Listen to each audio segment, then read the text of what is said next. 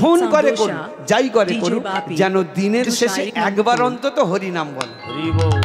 তাহলে এই জায়গাটা হচ্ছে ওস্তাদের মার শেষ রাত্রে বলে, বলে চুরি করে করুক, গুন্ডাগিরি করে করুক, খুন করে করুক, যেন দিনের শেষে একবার অন্তত হরিনাম বলে। কেন? আগে তার যে রুচি আছে, জীবে রুচি বৈষ্ণব সেবন, ইহা বিনা ধর্ম নাই শুনো সনাতন। আগে নামের উপর রুচি তো, তার কারণ সে জানে আমার স্বামী কত পাপ করবে। আমি শুনেছি শাস্ত্রে বলেছে নাকি একবার হরিবোল বললে যত পাপ হরে, পাপীর সাধ্য নেই তত পাপ করে। তাহলে ওই জায়গাটা একটা বেশ ভালো জায়গায় খুঁটি ধরে বসে আছে। আমি শাস্ত্রে শুনেছি, পড়েছি নাকি একবার হরিবোল বললে যত পাপ হরে, পাপীর সাধ্য নেই তত পাপ করে। তাহলে আমার স্বামী কত খুন করবে, কত পাপ করবে, একবার হরিনাম বলতে বললে সব পাপ ধুয়ে মুছে জল হয়ে যাবে। তাই ঠাকুর গো, আমার স্বামীটা যেন সে এই রকম হয়। আরও যদি এইটা হয় আরও খুব ভালো হয়। কি? সে যেন দেশের কাজে লাগে, দশের কাজে লাগে, পাঁচজন গরিব দুঃখীর সেবার কাজে লাগে। বলছে আমার স্বামীটা দিনের শেষে একবার হরিনাম করবে, আর যেন এইরকম হয়, পাঁচটা মানুষের সেবার কাজে লাগে, পাঁচটা গরিব দুঃখীর যেন সেবার কাজে লাগে। যারা পাঁচজন গরিব দুঃখীর সেবার কাজে লাগে তারাই তো মরেও অমর হয়ে থাকে। সেই মানুষই আসল মানুষ, যার জীবন পরের তরে, রাজার মুকুট ছেড়ে হাসি মুখে, সে তো কাঁটার মুকুট পরে। সেই মানুষই আসল মানুষ, যার জীবন পরের তরে, রাজার মুকুট ছেড়ে হাসি মুখে, সে তো কাঁটার মুকুট পরে। সেই মানুষই আসল মানুষ, যার জীবন পরের তরে, রাজার মুকুট ছেড়ে হাসি মুখে, সে তো কাঁটার মুকুট পরে। সেই মানুষই আসল মানুষ, যার জীবন পরের তরে, রাজার মুকুট ছেড়ে হাসি মুখে, সে তো কাঁটার মুকুট পরে। তিনটি মন্ত্র নিয়ে যাদের জীবন, সত্যম শিবম সুন্দরম, দুঃখের পৃথিবীটা তাদের কাছে এক আনন্দ আশ্রম। একই আনন্দ আশ্রম, একই আনন্দ আশ্রম। তিনটি মন্ত্র নিয়ে যাদের জীবন, সত্যম শিবম সুন্দরম, দুঃখের পৃথিবীটা তাদের কাছে একই আনন্দ আশ্রম। একই আনন্দ আশ্রম, একই আনন্দ আশ্রম। ধূপ চিরদিন গন্ধ বিলায়, সে তো নীরবেই জ্বলে মরে, পরের সেবায় সে হাসি মুখে নিজেকেই যে ক্ষয় করে। ধূপ চিরদিন গন্ধ বিলায়, সে তো নীরবে জ্বলে মরে, পরের সেবায় সে হাসি মুখে নিজেকে যে ক্ষয় করে। ধূপ চিরদিন গন্ধ বিলায়, সে তো নীরবেই জ্বলে মরে, পরের সেবায় সে হাসি মুখে নিজেকেই যে ক্ষয় করে। ধূপ চিরদিন গন্ধ বিলায়, সে তো নীরবে জ্বলে মরে, পরের সেবায় সে হাসি মুখে নিজেকে যে ক্ষয় করে।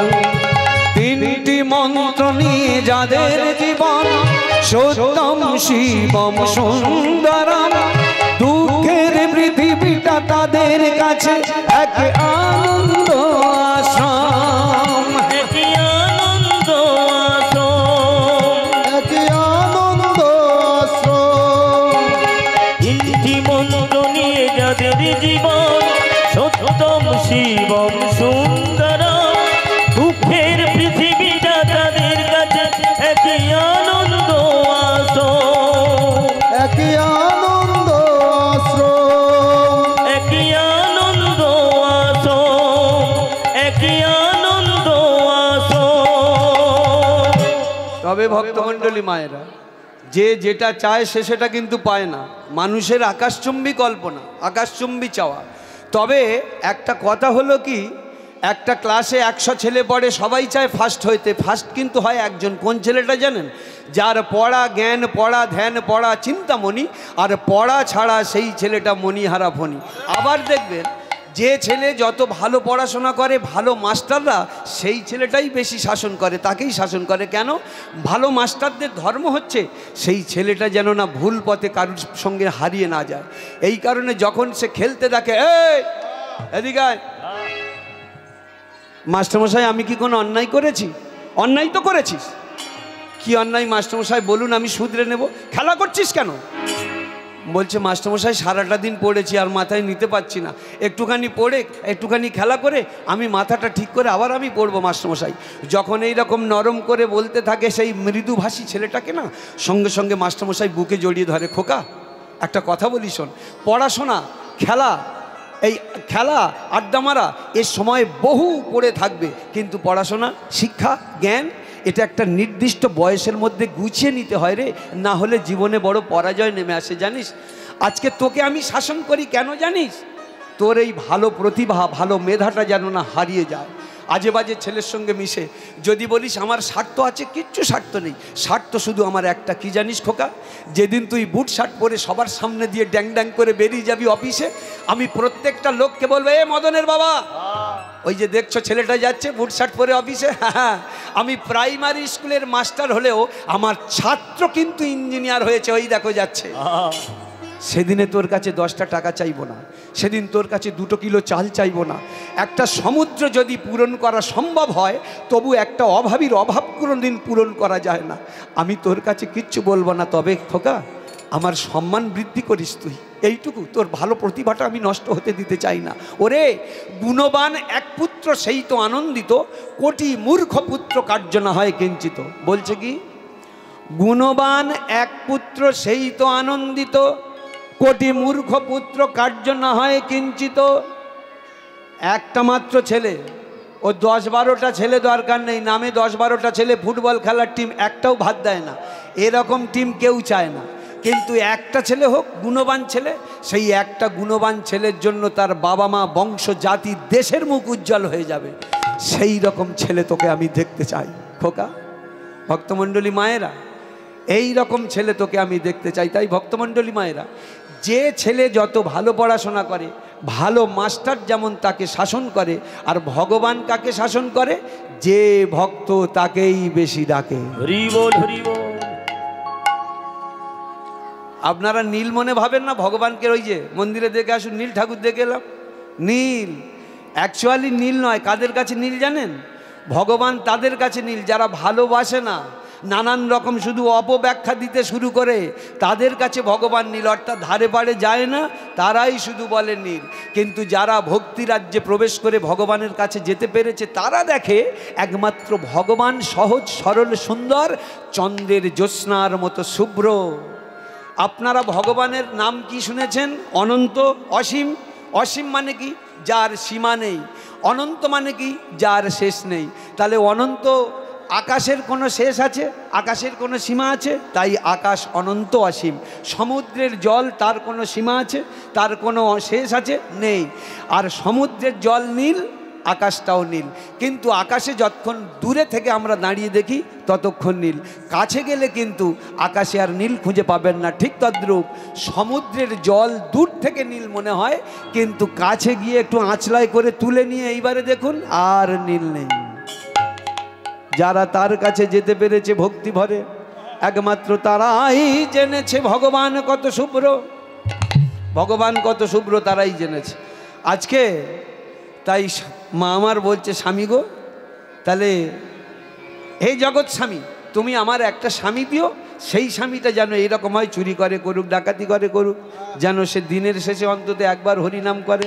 কিন্তু ভক্তাধীন ভগবান যে বলেছেন, মম নাম ইহ গৃহ্ণতি করতি ধনক্ষয়ম করতি বন্ধু বিচ্ছেদম করতি প্রাণ সংশয়ম।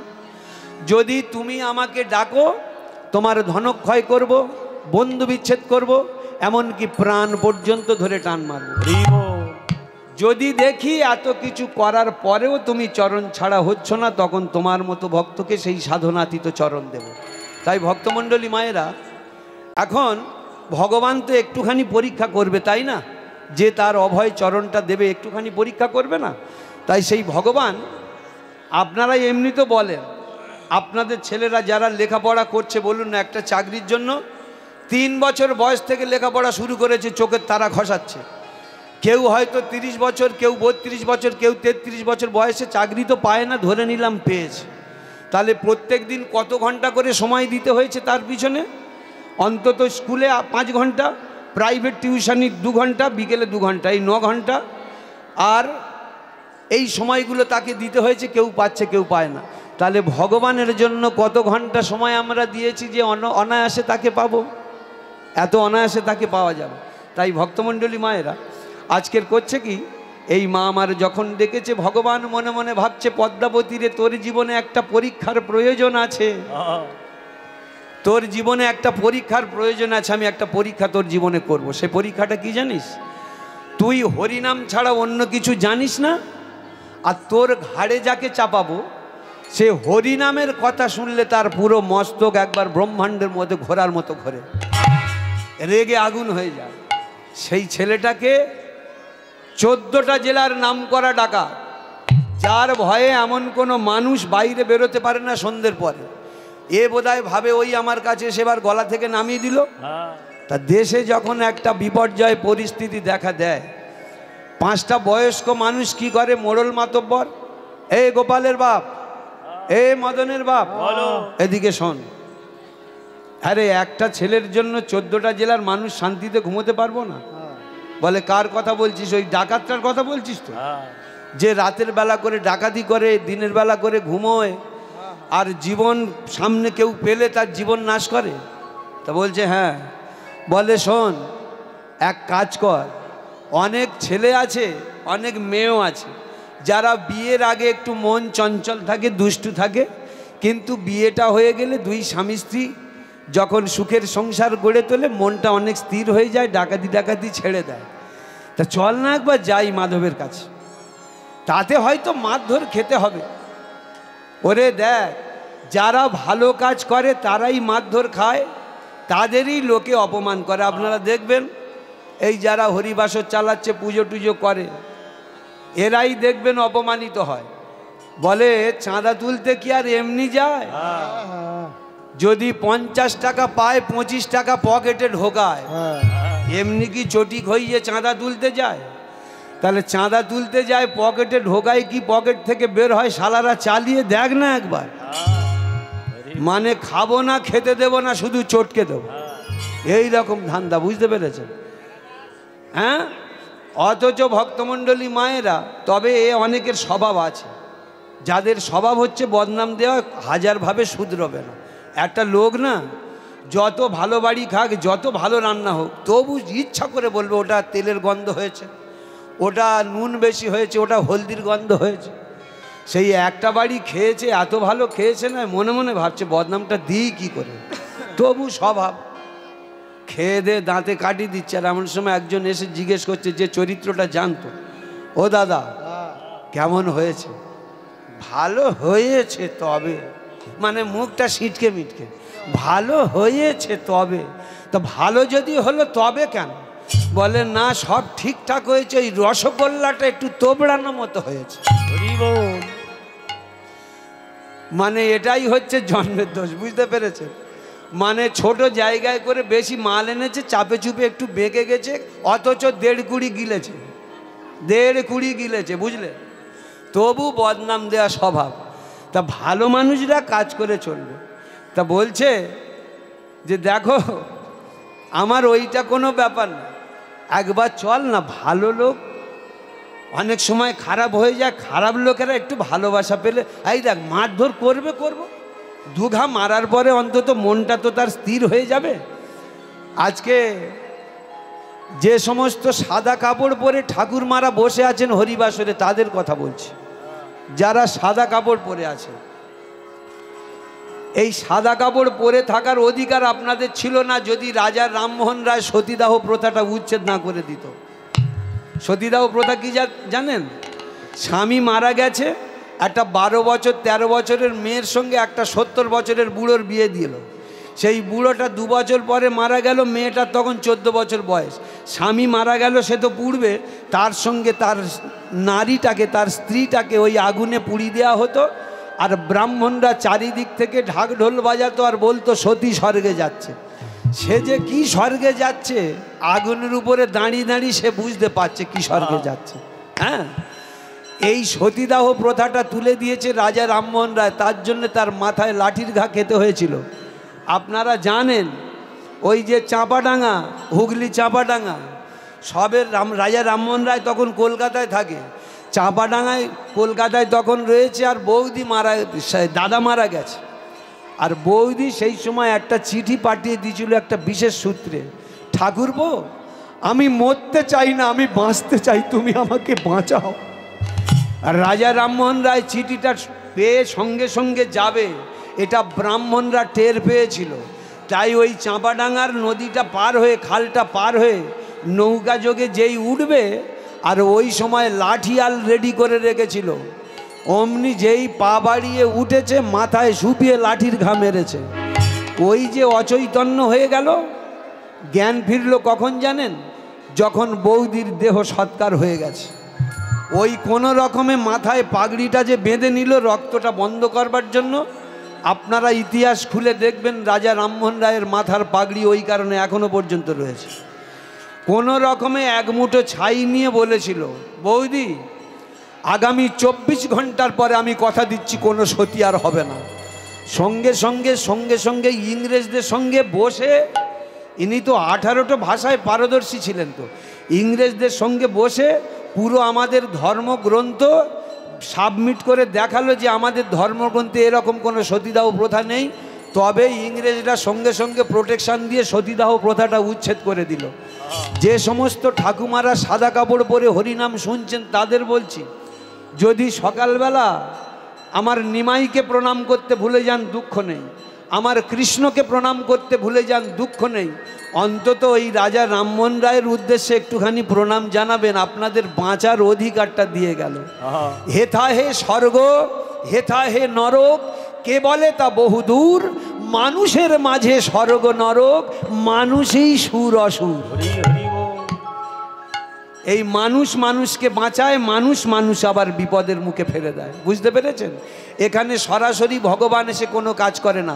ভগবান তার আসে কী রূপে? প্রাণরূপে রয়েছে। মানুষ তার কর্তব্যের দ্বারা, কর্মের দ্বারা ভগবান হয়ে ওঠেন। মানুষ কর্মের দ্বারা ভগবান হয়ে ওঠেন। তাই আজকের এই মা আমার যখন এমন চাওয়া, আর এই কটা লোক সেই রকম গিয়েছে, বলে চল দেখি একবার যাই। আরে মারে মারুক, চল, মারার পরে তো অন্তত বুকে টানবে, চল দেখি যাই। বাড়ির ধারে গিয়ে মাধব, হে মাধব, হে মাধব, হে মাধব, এই যখন উচ্চৈস্বরে মাধব বলে একটু চিৎকার করেছে, মানে যেটা সাহস দিচ্ছিল, 5 জনকে ডাকছিল, সঙ্গে সঙ্গে এই আওয়াজটা আসতেই, হঠাৎ করে এই আওয়াজটা এসছে না, সঙ্গে সঙ্গে লাঠিটা যেন কেঁপে উঠল। বলে আমার সামনে এইরকম কে উচ্চৈস্বরে ডাকে? কে? যেই বলেছে কে, সেই বেশি সাহস দিচ্ছিল যেটা, সেটাই ছুটে পালাচ্ছে। আর একজন কাছাটা ধরে টানছে, এই যে খুব তো সাহস দেখাচ্ছিল, একটা হাঁকে অত দূর চলে যাচ্ছ, এরপরে তো এইবার আমাদের গদ্দার নেবে। বলে কীরকম কড়া কড়া ডাক দেখতে পাচ্ছিস না, বুক গুড়গুড় করে না? বলে তোমরা তো ঠেঁটার সামনে ঠেঁটিয়ে ডাকছো, একটু মন দিয়ে ভালো করে নরম করে ডাকো না। আচ্ছা দাঁড়া, এ মাধব, আমি তোর মদন কাকা এসছি, একটু দরজাটা খোল না রে বাবা, দুটো কথা বলে যাই। এই তো বাস ভালো করে ডাকছে, এসো কাকা, কি হয়েছে গো? দরজাটা যেই খুলেছে না, বলছে ভেতরে এসো কাকা, ভেতরে এসো, বসো। তা বলছে হ্যাঁ বাবা, কোথায় যাচ্ছিস? এই তোমরা বড় জেনেও না জানার ভান করো, বিরক্ত লাগে। জানো তো আমি রাত্রে কোথায় যাই? হ্যাঁ, তা কি খেয়ে যাচ্ছিস? বলে কি খাবো আবার? ওই যে জন্মের খোরাক, চিড়ে আর গুড়। বলে ভাত খাসনি? ভাত রান্না করবে কে? মা মারা গেছে, বিয়েও করিনি। বলে আমরা তো ওই কারণে এসেছি বাবা, একটা ভালো দেখে মেয়ে দেখেছি, বিয়ে কর, বৌমাটা দুটো রান্না করে দেবে, যেখান পারিস খেয়ে দিয়ে যাবি। এই যত্ন করে বসিয়েছিল তো, এইবারে প্রথমে যত্ন করে ঘাটটা ধরেছে। বেরিয়ে যাও, বেরিয়ে যাও, বেরিয়ে যাও বলছি। আর একজন বলে, মাধব ডাকাতি করতে গিয়ে অনেক নারীর সামনে তার স্বামীকে কেটেছে, অনেক নারীর সামনে তার সন্তানকে কেটেছে, কিন্তু মাধবের নামে কোনো নারীর চরিত্র ধরে টেনেছে এরকম কোনো রেকর্ড পেয়েছিস? পাসনি। ওরে মাধব ডাকাত হলেও নারী জাতিকে সম্মান দেয়, নারীর চরিত্র কোনোদিন নষ্ট করেনি। কারণ জানিস, মাধব জানে যারা যারা যখন নারীর উপরে বল প্রয়োগ করেছে সেদিন তাদের মৃত্যু বীজ পুঁতে রেখেছে। প্রমাণ রয়েছে তো।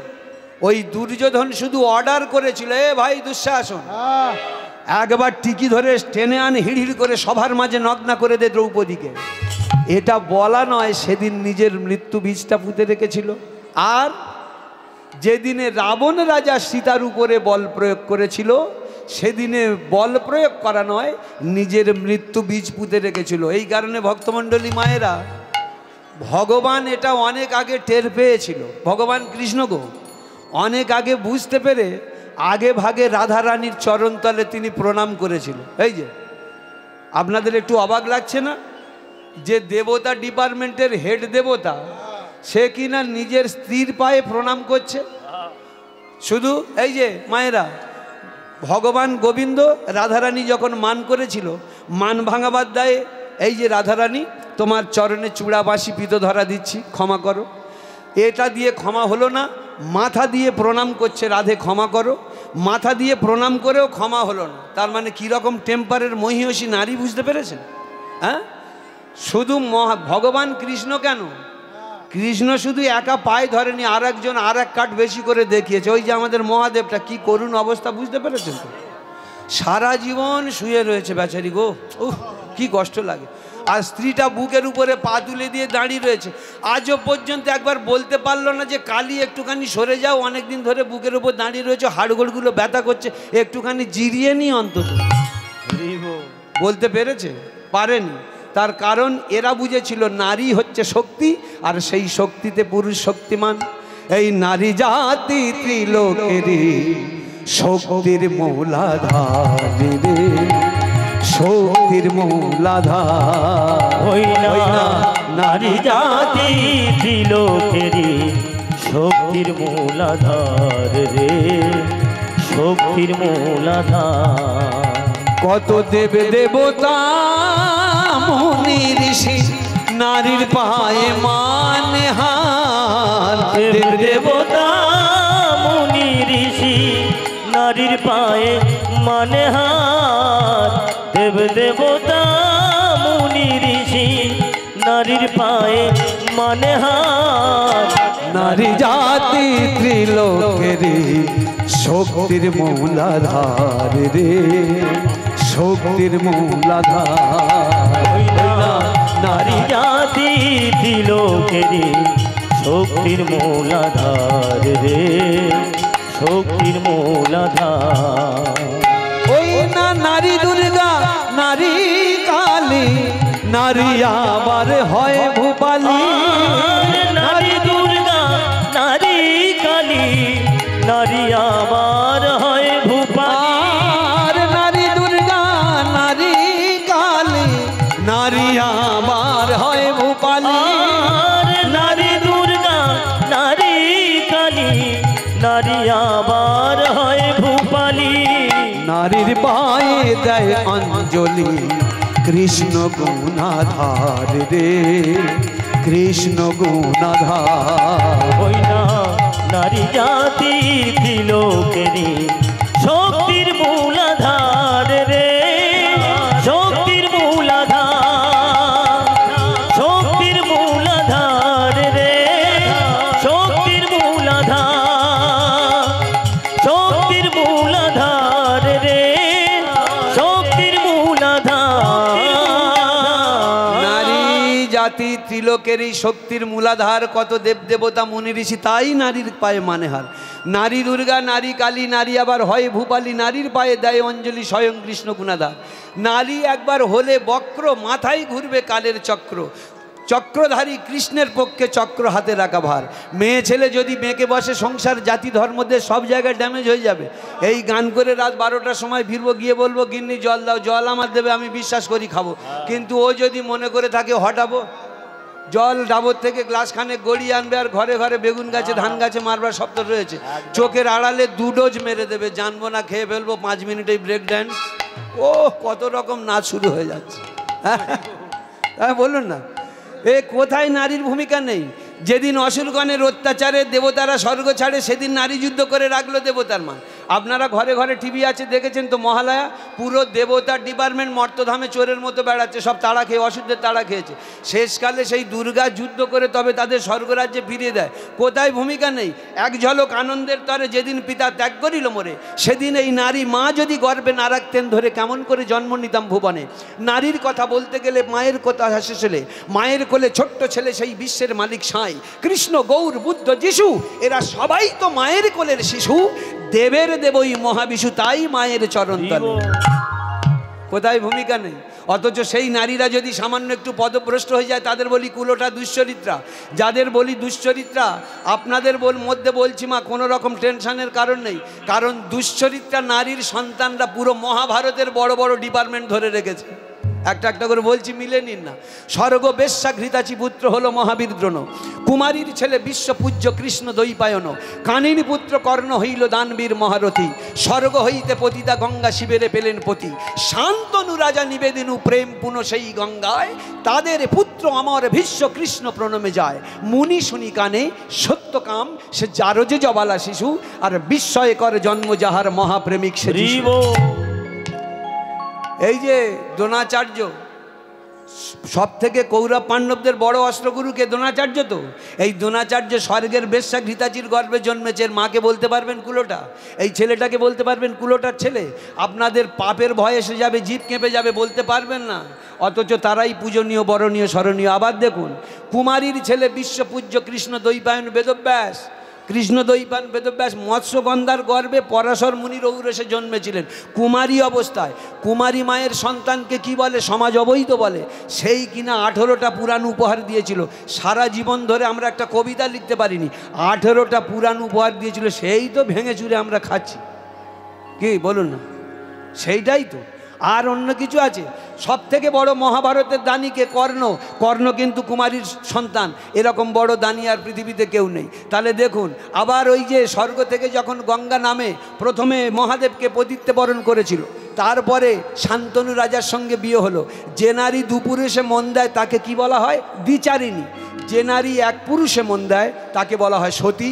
যে নারী দুপুরুষে মন দেয় তাকে বলা হয় দ্বিচারিণী। যে নারী 3 পুরুষে মন দেয় তাকে বলা হয় ধর্ষিতা। যে নারী 4 পুরুষে মন দেয় তাকে বলা হয় শৈরিণী। যে নারী 5 পুরুষে মন দেয় তাকে বলা হয় বেশ্যা। তাহলে মহাভারতের দ্রৌপদী, আপনাদের প্রশ্ন আসবে, উত্তমবাবু মহাভারতের দ্রৌপদী তো 5টা স্বামী, 5টা পুরুষকে মন দিয়েছে, ওটা তাহলে পঞ্চমহাসতীর একটা সতী হলো কি? তাহলে ওটা বড় বাড়ির বউ বলে? গরিব লোকেদের বউ হলে একটু বেশি হাইলাইট হতো, তাই না? কিন্তু না, দুর্বোধ্য বলিয়া তাই ধর্মকথা গল্প ছলে, আর ব্রহ্মতত্ত্ব গুপ্ত রাখি ঋষিরা গেছেন বলে। এর মেন তত্ত্বটা হচ্ছে আমাদের দেহের মধ্যে রয়েছে। এটা সাধুগুরু বৈষ্ণবদের পাশে বসতে হয়, তাদের কাছ থেকে এটা সংগ্রহ করতে হয়। যেটা বইতে থাকে সেটা সাধুগুরুদের আলোচনা করে না, আর যেটা সাধুগুরু আলোচনা করে সেটা কোনোদিন বইতে থাকে না। এগুলো আলোচনায় বসতে হবে ভক্তমণ্ডলী মায়েরা। তাহলে এরপরে দেখুন, মুনিদের মধ্যে শ্রেষ্ঠ মুনি সত্যকাম মুনি। সত্যকাম মুনি হচ্ছে মুনিদের মধ্যে শ্রেষ্ঠ মুনি, জারদ সন্তান। তাহলে দেখেছেন, শ্রেষ্ঠ মুনি সেটা হচ্ছে জারদ সন্তান। আবার দেখুন, এই যে যীশু খ্রিস্ট, খ্রিস্টান ধর্মের ধারক যীশু খ্রিস্ট, খ্রিস্টান ধর্মের ধারক, বাহক, পালক। এই যীশু খ্রিস্ট কিন্তু কুমারীর সন্তান। এ কিন্তু মেরির গর্ভে জন্মগ্রহণ করেছিল, পরে যোসেফ সন্তান সহ বিয়ে করেছিল। কই এদের বলতে পারবে কেউ কুলোটা দুশ্চরিত্রার ছেলে? অথচ ধর্মের বড় বড় ডিপার্টমেন্ট ধরে রেখেছে। শুধু ভগবানরা এই রকম গর্ভে জন্মালো না, জন্মের স্থানগুলো মানে প্লটগুলো দেখুন। আমাদের ভগবান কৃষ্ণ জন্মালো কোথায়? কংসের কারাগারে। কেন? একটুখানি নরেন্দ্র মোদীর মতো বাড়িতে জন্মানো যায়নি সোনার চামচ মুখে করে নিয়ে? কারাগারে ঢুকতে গেছে। আবার আমাদের রামকৃষ্ণ জন্মালো কোথায়? 59 সালে। আবার বুদ্ধদেব 10টা অবতারের একটা অবতার, সে জন্মালো কোথায়? পথের মাঝে গাছতলায়। যীশু খ্রিস্ট জন্মালো কোথায়? ভেড়াশালায়। এরা বার্তা দিতে চাইল কি? বার্তা দিতে চাইল জন্ম হোক যথাতথা, কর্ম হোক বড়। তোমাদের জন্মের ঠিকানা সব ভুলে যাবে যদি কর্ম বড় হয়, মহান হয়, মহৎ হয়। সেই মহান মহৎ কর্মের কাছে তোমরা হয়ে উঠবে পূজনীয়, বরণীয়, স্মরণীয়। তাই ভক্তমণ্ডলী মায়েরা, যারা যারা আমাদের ভারতকে অলঙ্কৃত করলেন, সেই হাতে গোনা কয়েকটা ছেলের জন্য ভারত জগৎসভায় শ্রেষ্ঠ আসন নিয়েছে। তার মধ্যে একটা ছেলে সেই আমার ক্ষুদিরাম, তার মধ্যে একটা ছেলে আমাদের সুভাষবোধ, ভগৎ সিং। এই রকম হাতে গোনা কয়েকটা ছেলের জন্য ভারত জগৎসভায় শ্রেষ্ঠ আসন নিয়েছে। আর আমরা এই ভারতবর্ষে জন্মগ্রহণ করে অত্যন্ত পুণ্যবান, কারণ এখানে বারবার ভগবান আসেন, এখানে বারবার ভগবানের আবির্ভাব, এখানে বারবার মনি ঋষিদের আবির্ভাব, এখানে বারবার বড় বড় বীর বিপ্লবীদের আবির্ভাব। এই কারণে ভারত তাদের চরণধুরি পেয়ে ধন্য হয়ে উঠেছে। তাই সবাই মিলে গাই, বলো বলো বলো সবে, শত বিনা বেনু রবে, ভারত আবার জগৎ সভায় শ্রেষ্ঠ আসন লবে। বলো বলো বলো সবে, শত বিনা বেনু রবে, ভারত আবার জগৎ সভায় শ্রেষ্ঠ আসন রবে। বলো বলো বলো সবে, শত বিনা বেনু রবে, ভারত আবার জগৎ সভায় শ্রেষ্ঠ আসন লবে। বলো বলো বলো সবে, শত বিনা বেনু রবে, ভারত আবার জগৎ সভায় শ্রেষ্ঠ আসন রবে। ধর্মে মহান হবে, হে হে হে, ধর্মে মহান হবে, ধর্মে মহান হবে, ধর্মে মহান হবে, ধর্মে মহান হবে, ধর্মে মহান হবে, ধর্মে মহান হবে, ধর্মে মহান হবে। ভারত আবার জগৎ সভায় শ্রেষ্ঠ আসন লবে। বলো বলো বলো সবে, শত বিনা বেনু রবে, ভারত আবার জগৎ সভায় শ্রেষ্ঠ আসন রবে। বলো বলো বলো সবে, শত বিনা বেনু রবে, ভারত আবার জগৎ সভায় শ্রেষ্ঠ আসন রবে। ধন ধান্যে পুষ্পে ভরা আমাদের এই বসুন্ধরা, তাহার মাঝে আছে দেশ এক সকল দেশের সেরা। ও সে স্বপ্ন দিয়ে তৈরি সে দেশ স্মৃতি দিয়ে ঘেরা। এমন দেশটি কোথাও খুঁজে পাবে না গো তুমি, সকল দেশের রানী সেজে আমার জন্মভূমি, সেজে আমার জন্মভূমি, সেজে আমার জন্মভূমি। ধন্যে পুষ্পে ভরা আমাদের এই বসুন্ধরা, তাহার মাঝে আছে দেশে সকল দেশের সেরা। ও সে স্বপ্ন দিয়ে তৈরি সে দেশ স্মৃতি দিয়ে ঘেরা। এমন দেশটি কোথাও খুঁজে পাবে না গো তুমি, সকল দেশের রানী সেজে আমার জন্মভূমি, সেজে আমার জন্মভূমি, সেজে আমার জন্মভূমি। ধন ধান্যে পুষ্পে ভরা আমাদের এই বসুন্ধরা, তাহার মাঝে আছে দেশ এক সকল দেশের সেরা। ও সে স্বপ্ন দিয়ে তৈরি সে দেশ স্মৃতি দিয়ে ঘেরা। এমন দেশটি কোথাও খুঁজে পাবে না গো তুমি, সকল দেশের রানী সেজে আমার জন্মভূমি, সেজে আমার জন্মভূমি, সেজে আমার জন্মভূমি। তাহলে আমরা গর্বিত, সেই ভারতবর্ষে আমরা জন্মেছি যেখানে বারবার ভগবান আসে। তাই ভক্তমণ্ডলী মায়েরা, এই মাধবকে এই ভয় দেখি হবে না, ওই মাধবকে এই ভয় দেখি হবে না। এক কাজ কর, মাধব যে জিনিসটার জন্য ডাকাতি করে জীবন মুঠোর মধ্যে রেখে সেই টোপ দে। যে দেবতা যে ফুলে সন্তুষ্ট তাকে সেই ফুল দিতে হয়। মহাদেব ধুদ্র ফুল ভালোবাসে, তুই কালিমার ঘন্টা জবা লাগাচ্ছিস কেন? বলে ঠিক বলেছিস। এই মাধব ধনৈশ্বর্যের জন্য ডাকাতি করে। এই মাধব, এই শোন বাবা, একটা কথা বলি, এত রাগ রিস দেখালে হয়? ওরে মানুষের রাগ থাকলে পতনের কারণ। রাগ দেখাস কেন? আমরা বয়স্ক লোক এসছি যখন, একটা ভালোর জন্য তো এসছি। শোন না, বিয়ে করলে না সোনার জিনিস পাওয়া যায়। হ্যাঁ কাকা কি বললে? বিয়ে করলে সোনার জিনিস পাওয়া যায়?